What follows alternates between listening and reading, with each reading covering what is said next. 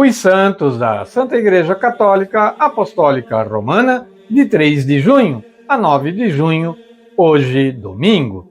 Nós começamos a falar de São Carlos Luanga e companheiros, na segunda-feira, 3 de junho. Atraídos pelos missionários da África, chamados de Padres Brancos, fundados pelo cardeal Lavigueri, Carlos Luanga, que pertencia ao clã Nugabe, foi alcançado pela força do Evangelho em 1885. Ele se tornou o chefe dos jovens pajens que serviam à corte do rei Mwanga em Uganda. Devido às diferenças culturais e aos sofrimentos decorrentes da colonização, a evangelização na África foi um processo, por assim dizer, doloroso. Depois da entrada dos padres, que foram causa de conversão de Carlos e seus companheiros, o rei se revoltou e decretou pena de morte para os que rezassem. Carlos e os pajens, convertidos ao catolicismo, foram presos e, como não negaram a fé em Cristo, foram condenados à morte. Todos foram martirizados de forma cruel. Carlos foi o primeiro, queimado vivo, na frente dos outros. Mas nenhum renegou a fé. Foram 20 mártires de 1886 a 1887. Foi segunda-feira. Na terça-feira, 4 de junho, dia de São Francisco Caracciolo, ele nasceu em 13 de outubro de 1563, em Vila Santa Maria, da nobre e rica família Caracciolo. Aos 22 anos, ele foi atingido por uma doença grave, chamada de elefantíase, que o desfigurou por todo o corpo. Então, ele jura renunciar às riquezas terrenas para sempre, em troca da cura. O seu pedido foi atendido. 2 anos depois, ele foi ordenado sacerdote e ficou conhecido por algumas supostas curas que entre os doentes nos hospitais, onde exercia seu ministério, bem como nas prisões. Sacerdote que, movido por admirável caridade para com Deus e o próximo, fundou a Congregação dos Clérigos Menores Regulares. Não é por acaso que Francesco Caracciolo é chamado de o Santo da Eucaristia. Durante uma peregrinação à Santa Casa de Loreto, acabou falecendo em 4 de junho de 1608, depois de invocar os santos Miguel, José e Francisco de Assis. Na quarta-feira, 5 de junho, dia de São Bonifácio. Bonifácio, o apóstolo da Alemanha. São Bonifácio nasceu em Crediton, no condado de Devon, no sudoeste da Inglaterra. Filho de uma família abastada, muito rica, foi contra a vontade do pai quando, ainda muito jovem, escolheu a vida monástica. Em 716, deslocou-se como um missionário à Frísia para ajudar São Willibrordo na conversão dos frísios. Foi a Roma, onde conheceu o Papa Gregório II. A fim de demonstrar a sua submissão à Diocese de Roma, o Papa lhe deu o nome de Bonifácio, tradução literal de Winfrido, e foi enviado à Germânia, com a missão de evangelizar e de reorganizar a igreja naquela região ainda bárbara. Bonifácio jamais perdeu a esperança de converter os frísios, e em 754 retomou a Frísia com um pequeno grupo de seguidores. Batizou um grande número de pagãos e marcou um encontro com a confirmação dos novos batizados num local perto de Dokkum, entre Franeker e Groningen.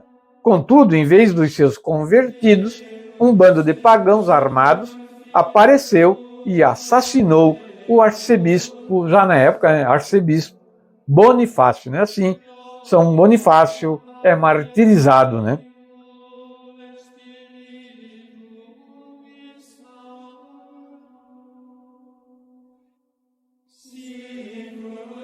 No dia 6 de junho, foi quinta-feira, dia de São Norberto. Norberto nasceu numa família de nobres por cerca do ano de 1080, em Genet ou Xanten, no norte da Renânia, hoje atual Alemanha.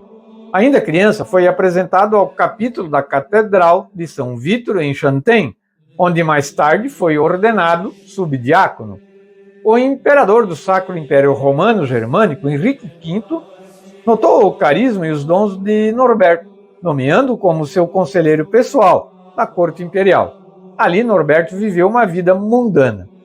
No ano de 1115, após cair do seu cavalo e quase morrer numa tempestade, Norberto se arrependeu e assumiu uma vida de penitência. Ordenado diácono e sacerdote no mesmo dia, ele peregrinou pelo país, pregando a palavra de Deus, denunciando os abusos dos clérigos e reconciliando inimigos. Norberto morreu em Magdeburgo em 6 de junho de 1134. Interessante, a conversão de São Norberto, parecida com a de São Paulo, ou Saulo, depois de cair do cavalo. Na sexta-feira, 7 de junho, dia de Santo Antônio Maria Gianelli, religioso, bispo de Bobbio, fundou a Congregação das Filhas de Maria Santíssima do Horto, que brilhou pelo empenho e exemplo brilhante de dedicação às necessidades dos pobres, à salvação das almas e na promoção da santidade do clero. Antônio Maria Gianelli nasceu em Cereta, perto de Chiavari, na província de Gênova, na Itália, em 12 de abril de 1789. Entrou no seminário aos 19 anos e foi ordenado sacerdote 4 anos depois. Em 1838, foi eleito bispo de Bobbio. Ajudado pelos lígures, ele reconstruiu sua congregação com o nome de Oblatos de Santo Afonso. Ele morre em 7 de junho de 1846, 2 anos antes. Havia criado uma pequena congregação missionária para pregar ao povo e organizar o clero, sendo um grande atuante na formação da igreja. No sábado, 8 de junho, dia do beato Estevão Sandor, um salesiano que foi mártir.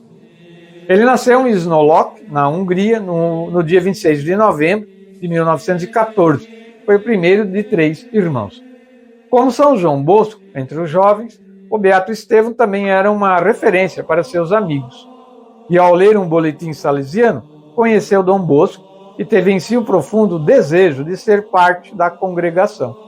Falou com seu diretor espiritual e com seus pais, que depois de muita insistência do filho, aceitaram o seu ingresso. Em 1936, entrou na Casa Salesiana de Budapeste e ali fez os primeiros 2 anos de aspirantado, frequentando o curso de técnico impressor na Escola de Artes Gráficas de Dom Bosco, até ser convocado para as Forças Armadas por causa da guerra. Em 1939, foi oficialmente liberado das funções militares e, após um ano de noviciado, realizou, como leigo irmão, seus primeiros votos. Isso se deu em 8 de setembro de 1940. Em julho de 1952, ele foi preso e nunca mais foi visto. Um documento oficial certifica o processo e a condenação à morte, tendo sido executado por enforcamento no dia 8 de junho de 1953, pelo regime comunista que dominava na Hungria na época. Em 9 de junho, domingo, hoje, portanto, é dia do apóstolo do Brasil, São José de Anchieta. Nascido nas Ilhas Canárias, na Espanha, José de Anchieta mudou-se ainda bem jovenzinho, com 14 anos, para Portugal, em prol dos estudos. Ingressou-se na Universidade de Coimbra para estudar letras e filosofia. Foi então, em Portugal, o local onde ele teve o primeiro contato com a Companhia de Jesus e com o testemunho de São Francisco Xavier. Aos 17 anos, diante de uma imagem de Nossa Senhora, ele fazia o seu compromisso de abandonar tudo e servir a Deus. Anchieta tornou-se jesuíta e, em 1551, onde fez um noviciado exigente e, mesmo com a saúde frágil, fez os seus votos de castidade, pobreza e obediência em 1553. Em 1566, Anchieta foi ordenado sacerdote e, em 1577, foi nomeado provincial da Companhia de Jesus no Brasil, função que exerceu até 1585. A história de São José de Anchieta é muito bonita, a gente aqui trouxe bem resumida, mas bem resumida mesmo, Mas estudem aí a história desse grande jesuíta, que foi uma peça importante no Brasil na época da colonização do Império, no início do nosso país, né? São José de Anchieta. Os santos da Santa Igreja Católica, em parte, são do livro Santos de Cada Dia, de José Leite, também uma parte do Martiriológio Romano e também do site católico cançãonova.com. Como eu falei, a gente traz resumido, mas a vida dos santos é muito bonita e deve ser usada como exemplo para os nossos dias de hoje.